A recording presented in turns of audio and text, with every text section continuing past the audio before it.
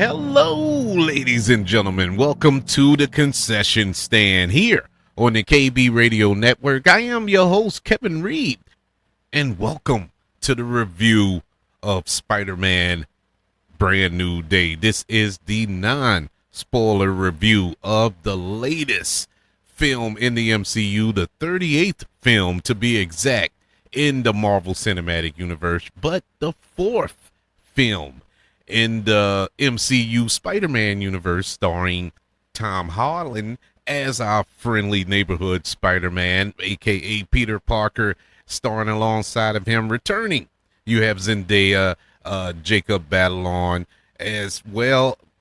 Joining them on this new Spidey adventure, you have Jon Bernthal reprising his role as Frank Castle, the Punisher. Mark Ruffalo coming in as Bruce Banner. Sadie Sink is in this film as well. And in the film, Peter Parker protects New York City as the hero Spider-Man, and he also investigates a powerful new threat while his superpowers undergo a surprising and potentially dangerous evolution. You know, I have enjoyed Tom Holland as Peter Parker Spider-Man throughout the MCU, not just in his own solo films, but also in Civil War, in Infinity War, and Endgame. You know, he has been a welcome addition to the MCU, and the most consistently good addition to the MCU as of late. You know, Marvel has been on the ropes with some of their releases as of late, and the one good consistent thing has been Spider-Man. All of those films have been good to great. You know, even the one that I felt was lower tier as far as Spider-Man movies is concerned, I still enjoy greatly, and that was Far From Home. But going into this one, you already got a different feel, you know, going by the trailers and what we were left with at the end of No Way Home. You knew that this was a different direction that we were going with this film, as well as this character of Peter Parker. And with a new direction, we move from John Watts, who directed the previous three films, and this go around we get Destin Daniel Cretton directing this film. And you know, he directed Shang-Chi and the Legend of the Ten Rings, which is a little diversive, but I think the majority of people enjoyed Shang-Chi, me being one of those people. I really enjoyed that movie. I thought it was good. Yeah, the third act got kind of CG heavy and convoluted, but you know, overall it was a pretty good film. And at one time he was tapped to direct the next Avengers film, which was the Kang Dynasty, but once Marvel moved away from the Kang story, he moved on as well over to Spider-Man nonetheless. But I was curious to see how his take of this character was going to be. And going by the trailers, I was excited because it looked like we were going to get this more grounded, true to form Spider-Man that we got from the comics. You know, the street level Spider-Man who fought street level villains. And I was so excited to see that. You know, not Spider-Man didn't necessarily deal with global threats as much as he dealt with in the previous films, at least in the comics. You know, yes, of course he teamed up with the Avengers and even the X-Men and the Fantastic Four. You know, he in the comic books, yeah, they had their team ups, but for the majority of his long run in the comic books, he's been a street level guy. And I wanted to get back to that. Let's get back to the roots of this character. This movie, I will say, I deeply enjoyed for the most part. I have my thoughts. I have my thoughts about Brand New Day, but I'm going to temper them. I even went as far as to write them down. That way I won't spoil anything. Like I said, this is the non-spoiler review. And so you're going to have to wait a couple of days until I release the spoiler review where we're going to go into the meat of my issues, that because I can't really dive into my issues without spoiling anything. But for the most part, even with all that considered, I enjoyed Spider-Man Brand New Day. This was a vastly different film than what we got in the first three Tom Holland Spider-Man films. This film is depressing. And I don't mean that in a bad way. It's not depressing like, oh my God, like you're going to leave the film or leave the theater, go grab a drink or something, like you done went through this roller coaster ride of emotions. It's not that type. It's depressing in tone because of Peter Parker, where we left him last. He was alone. Though everybody left him. He lost Aunt May. The love of his life has no idea who he is. His best friend has no idea who he is. He is alone. He's a literal nobody. And he has to deal with that. He has to carry that burden with him. But try to balance it out with being your friendly neighborhood Spider-Man at the same time, And it's taking its toll on him. And this film does an excellent job of displaying that. If anything you could take away from it, it really does a good job of deep diving into Peter Parker's emotions, into what he's dealing with and how he's handling it. And it is depressing because you're Peter Parker. As you're watching this, you are truly seeing it from his POV. He is going through the ringer as far as emotions are concerned, and this triggers this evolution in his body, where he is becoming something else. That was more of a physical manifestation of what he's going through mentally, and I thought that was a really, really good choice and direction that they took this character in. Coming in at a close second of my favorite things about this film had to be New York City. Even though this movie I think was filmed in Scotland mostly, but it felt like New York. This is the most grounded superhero movie I've ever seen, let alone Spider-Man movie. And that's going all the way back to Tobey Maguire and Sam Raimi films. This felt street level. This was truly street level. You felt the texture of the buildings, of the streets, of the cars, of the everything, of the people that was walking around.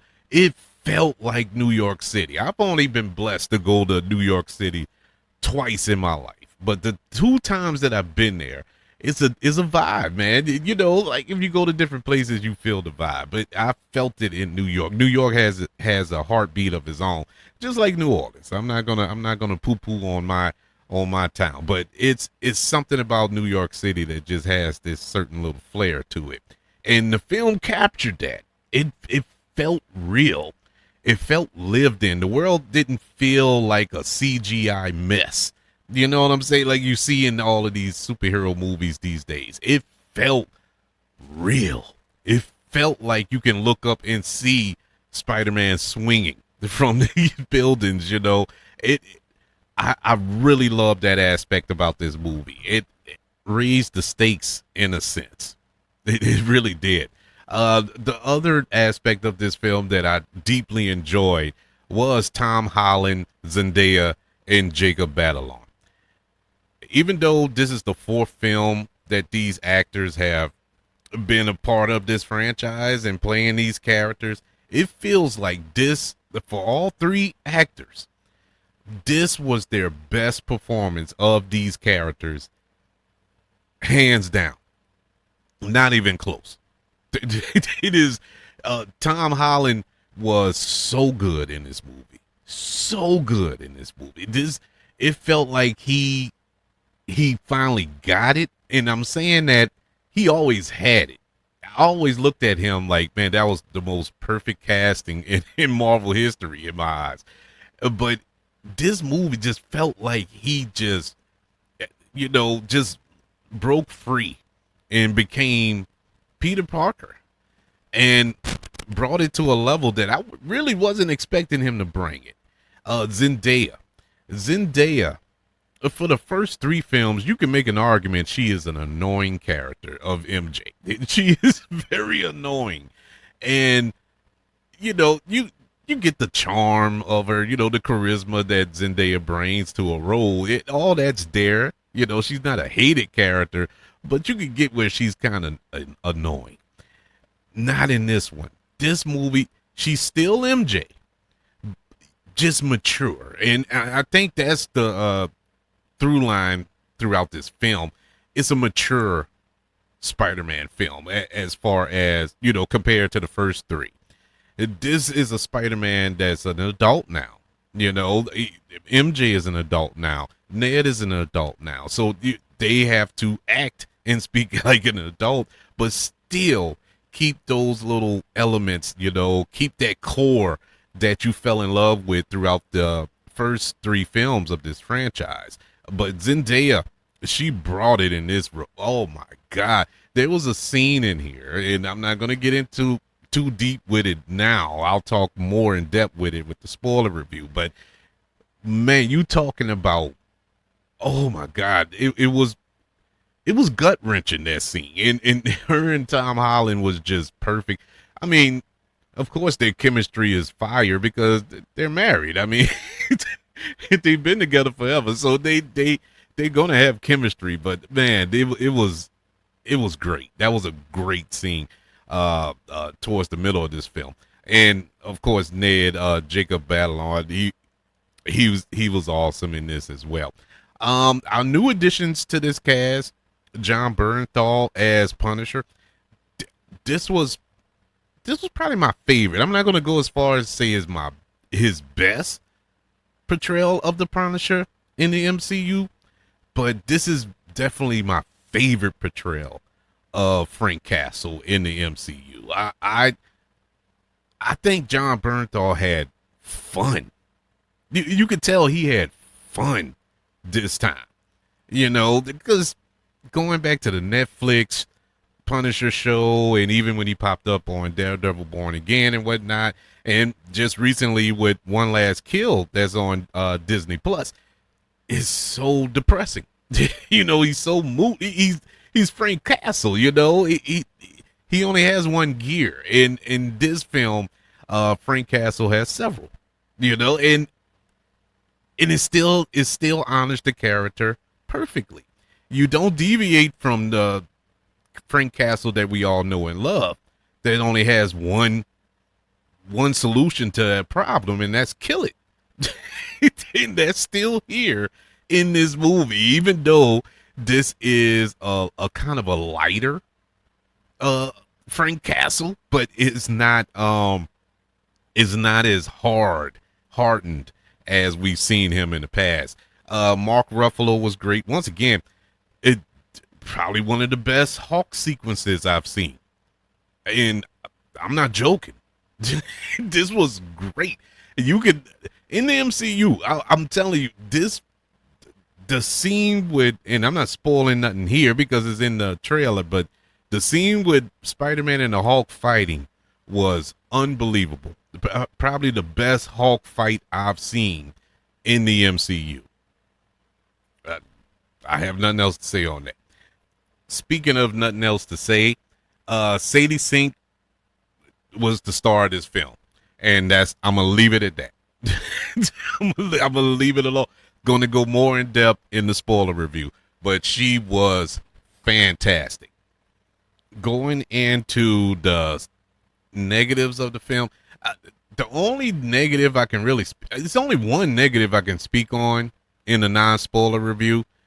The rest I will cover in the spoiler review because there are a few. This film is not perfect. There are a few. But the one I can speak on in the non-spoiler review would be, this movie is 2 hours and 30 minutes long. Not needed. not needed at all. It took too long for the movie to get started. It's like they tried to drive home the fact that Peter is alone and he's depressed and he's struggling with his current situation and all this here. We didn't have to take 30 minutes of this movie, at least the first 30 minutes of this movie, to drive it home. And not only the first 30 minutes, because it lasts the whole movie, but especially in the first 30 minutes because they're explaining what's all going on. I knew that from watching No Way Home. At the end of that movie, you knew where Peter stood. I didn't need 30 minutes of the first part of this film to be all about that. I mean, all about that. I don't get it. I don't understand that. Yeah, I get recapping and touching in on it, of course. Yeah, one or two scenes establish where he's at currently, cool. But it took way too long to get to the story, to the meat of this story. And if that was any other film, I'll be beating it over the head. So I gotta be fair. Just because I love Spider-Man in these films like this, I don't want to just be biased. And so it's so weird that they went in that direction with that. But once the film gets started, we're going. Once it kicks into high gear, it never lets up. The foot stays on the gas. And so I give it that much, but it just took a while to get to that. I guess I can speak on one other thing without going spoilery, and that would be Sadie Sink's reveal. Now, this is more of a marketing thing. Yeah, it's not the film. It was a marketing thing. It just, I don't understand that move. I don't understand why hiding her character like that. It just didn't make sense. And finally, when it happens in the movie, you're like, well, pretty much assume that. It's not. It wasn't a big reveal, like this mysterious thing, like they're trying to. I don't understand why they did that, but whatever. I'll touch in more on that with the spoiler review. But overall, I enjoyed it. It's one of these funky little movies where you can say that some of the best Spider-Man moments happen in here, but it's not the best Spider-Man movie. It's far from the worst. It's nowhere near the worst. It's a really good movie, really good Spider-Man movie. It had elements of some of the best Spider-Man moments, I would say, that I've seen on screen. And for that reason, I'm gonna give Spider-Man Brand New Day a letter grade of a B+. Yeah, it was really good. Really good. Tom Holland proves yet again that he was born to play this role. I was a little scared that maybe he was getting tired of the role. Maybe he would mail this one in. You could tell when to act. I'll give you a prime example. Jennifer Lawrence, when she played Mystique in the X-Men films, you could tell by the last two X-Men films she was in that she did not care. She mailed in those performances with 3 postage stamps. She did not care. She did not want to be there. And you felt it. You felt it through the screen. And I was a little worried that maybe start getting tired of it. I mean, because in a sense, you probably, feel you're getting typecast. You're only known as Spider-Man. But Tom Holland, he's doing some work everywhere. He was just in the Odyssey, and he was phenomenal in that as well. But he really enjoys this character. You could tell he loves playing this role. He brought something different to the role this go around. Zendaya as well, and along with everybody else. So another thing I wanted to mention I was going to save it for the spoiler review, but it's not spoilery. But Tom Holland and Jon Bernthal's chemistry in this movie was absolutely amazing. That was also one of the better elements of this film. I loved seeing Peter Parker and Frank Castle bounce off of each other in this movie, and Jon Bernthal and Tom Holland. They've been friends for a while.